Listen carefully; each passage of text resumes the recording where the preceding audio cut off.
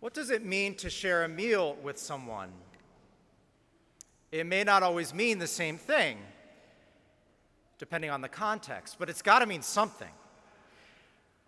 It could bring us closer together, or it could allow us to get to know one another and to bond.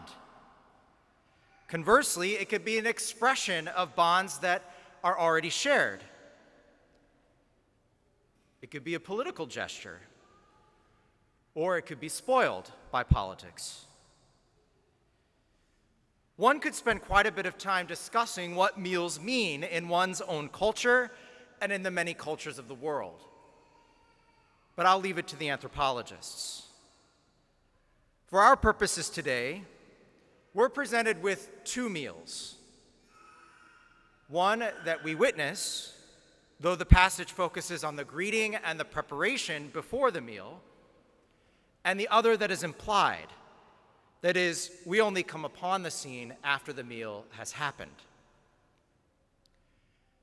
These are by no means the only differences between these two scenes.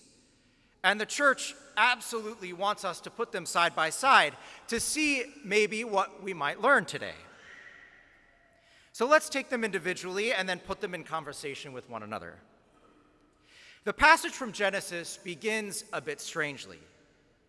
The text itself tells us that the Lord has come to visit Abraham.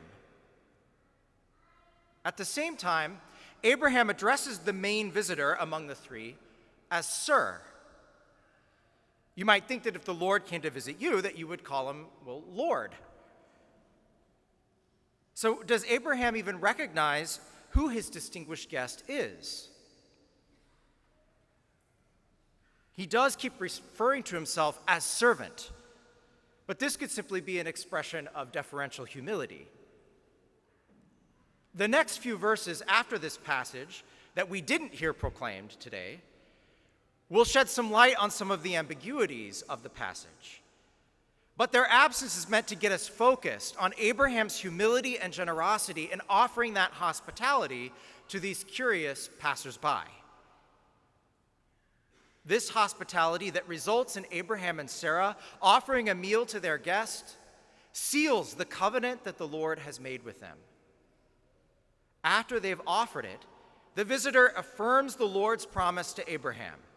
Within a year, your wife will bear a son, and the promise of many descendants, as numerous as the stars in the sky and the sand on the seashore, will be fulfilled. Okay, so let's set that one aside for a moment as we move to the passage from Luke's Gospel, this famous passage that's so often used to shame the Marthas in our midst. I'll admit I'm one of them, so I count myself among that number. This interpretation doesn't quite get at the whole picture, or maybe it's my own resentment at being called a Martha that gets me to say that. Jesus isn't saying that work isn't important, or that it doesn't need to be taken care of.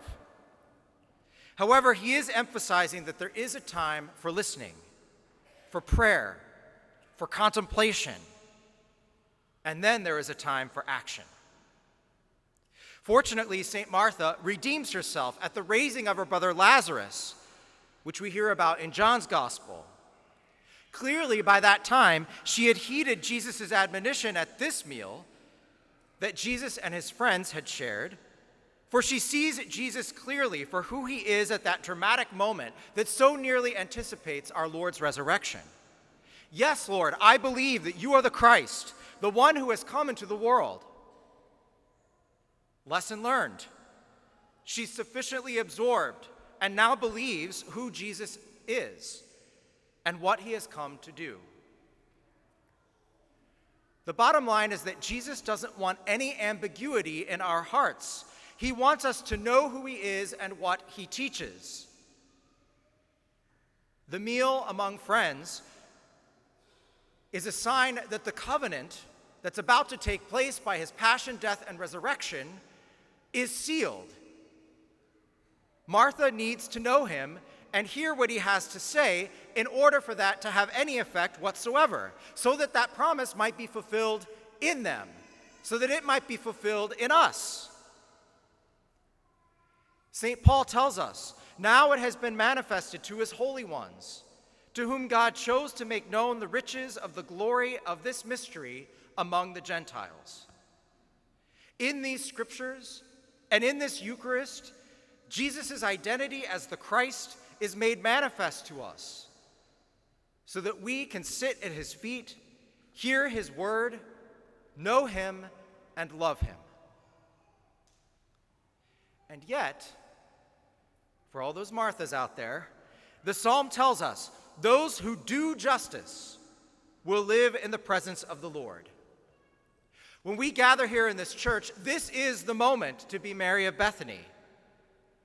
But when we go forth, it's time to be Martha, to proclaim who Christ is and who we believe him to be by our words and by our deeds, if we expect to remain in his presence. This is what Jesus asks of us when we come together for this meal that reaffirms the covenant sealed for us at the Last Supper and on the cross. Just as the Lord's visit did for Abraham and Sarah as they shared that meal, and for Mary and Martha when he shared a meal with them and eventually raised their brother. Jesus is the Christ, the one who has come into the world to save us by giving his life for the life of the world. This Eucharist calls us to remember that and to celebrate it. But that's only the beginning.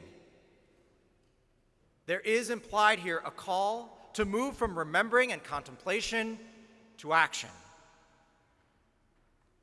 My brothers and sisters, as our Lord says, there is need of only one thing, and that is Jesus, his words, his way, his life, and his love. No matter what we aim to do, our unique focus on him is our call. So often, as Martha did, we can be busy about a great many things that aren't in themselves bad. On the contrary, Martha's work of hospitality was objectively good, which is what allowed her, though, to justify in her own mind her self-righteousness.